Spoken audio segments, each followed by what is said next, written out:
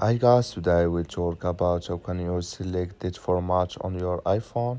We go to figure out the solution or know how you can do that on your app. So you just follow these ways that it's going to work with you.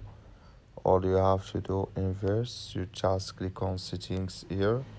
When you just click here on settings, so then it's going to take you to your settings. It's going to show for you like this.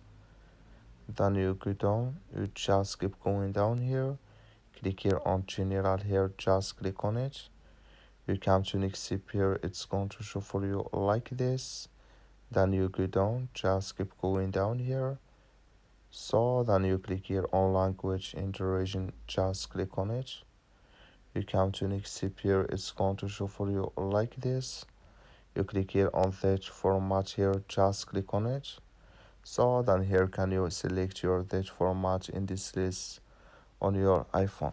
That's all. Thank you for watching. Don't forget to support us by liking and subscribe.